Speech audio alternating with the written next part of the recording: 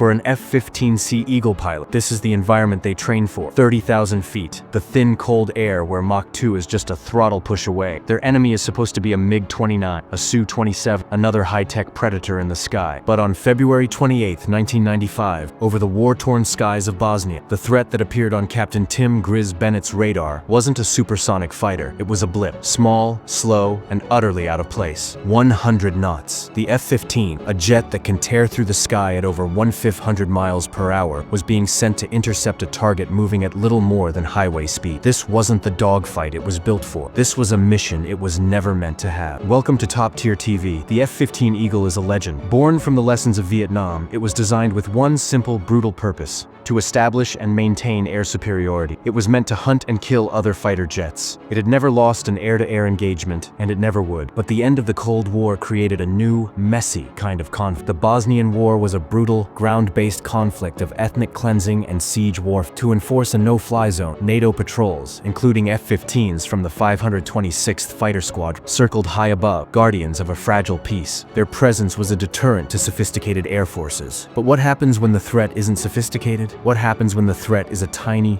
slow-moving propeller plane on a suspicious, potentially deadly mission? The order came from the AWACS, the Airborne Command and Control Center that was the eyes of the operation. A small, unidentified aircraft had taken off from a Serbian-controlled airfield and was heading west, towards the city of Banja Luka, a known hotspot. Captain Bennett and his wingman pushed their sticks forward, descending from their lofty patrol altitude. As they broke through the cloud layer, they visually acquired the target. It was exactly what the radar had suggested: a single-engine Utva-75 utility aircraft, a plane used for crop dusting and basic training, a Cessna in all but name. The contrast couldn't have been more stark. The F-15, a $30 million titanium Predator, was stalking a $50,000 canvas and wood aircraft. Bennett maneuvered his massive fighter into a trail position, just a few thousand feet behind the tiny plane. He could see the pilot. This wasn't an abstract blip anymore. It was a man in a cockpit. The rules of engagement were clear. They attempted to make contact. They tried radio calls on the international distress frequency. They rocked their wings, the universal visual signal to follow them. The Utva-75 ignored every attempt. It flew on, stubbornly, into the restricted no-fly zone. For over 20 minutes, this bizarre ballet continued. The F-15, its engines gulping thousands of pounds of fuel per hour, flying at near stall speed to stay behind the Cessna. It was an immense physical strain on the jet, and a profound psychological strain on the pilot. What was the Utva's mission? In a war characterized by brutality and unpredictability, the possibilities were grim. It could be a makeshift bomber, packed with explosives, heading for a civilian target. It could be a scout, photographing positions for artillery. Or it could just be a lost, foolish, or defiant pilot. But intent didn't matter as much as action. The plane was in violation. It had been warned, and it was not turning back. The words hung in the air, cleared to fire. The most powerful air superiority fighter in the world was being ordered to destroy what was essentially a flying tractor. Captain Bennett made his choice. He selected an AIM-9 Sidewinder missile, the Fox 2 weapon, a high-tech heat-seeking missile designed to track the intense thermal signature of a jet engine. He was about to use it on an engine put out less heat than a large truck. He got a tone. The missile had a lock. There was no drama, no evasive maneuvers from the target, just the steady, slow chug of a propeller. Bennett, Fox 2. The missile flew straight and true. The impact was not a large fireball, but a quick, violent disintegration. The tiny Utva-75 simply came apart in mid-air. The pilot, Serbian Air Force Captain Emir Sisic, had no chance to eject. He was killed instantly. The F-15s turned and climbed, returning to their patrol station. The airspace was secure. The potential threat was neutralized. On paper, it was another victory for the undefeated Eagle, but for Captain Bennett, it was nothing to celebrate. He had just used a sledgehammer to kill a gnat. He had followed his orders. He had protected the no-fly zone, but he had also taken a life in one of the most asymmetrical engagements in aviation history. The incident sparked debate. Was such overwhelming force justified? Could they have forced it to land? Could they have shot it down with cannon fire, a riskier but less destructive option? The official investigation cleared Bennett of any wrongdoing. He had acted within his rules of engagement. He had made a difficult but defensible decision to eliminate a potential threat to people on the ground. The story of Mako 1-1 is a stark lesson in the reality of modern peacekeeping. The enemy isn't always your equal. Sometimes the most challenging mission isn't fighting a peer, but managing the immense power you hold and making the call no one ever trained you. The 1995 shootdown over Bosnia stands as a unique and somber footnote in military aviation history. It wasn't a test of which fighter was better. It was a test of procedure, rules of engagement, and the human judgment required when technology and circumstance create a horrifyingly uneven fight. It forces us to ask a difficult question. In that cockpit, with those orders, what would you have done? Was the use of a $80,000 Sidewinder missile on a small prop plane the only logical choice? Or was it an overreaction? How does a military built for peer-to-peer combat adapt to low-intensity, ambiguous conflicts? We have a thoughtful community here at Top Tier TV, and we want to hear your opinion. Share your thoughts in the comments below. Was Captain Bennett's action a necessary enforcement of the no-fly zone, or a tragic misuse of force? If this deep dive into a lesser-known, morally complex moment in history made you think, then please help us grow. Hit that like button and subscribe to the channel. We are dedicated to bringing you the stories that live in the gray areas of history. Tap the bell icon so you don't miss our next exploration. Thank you for watching.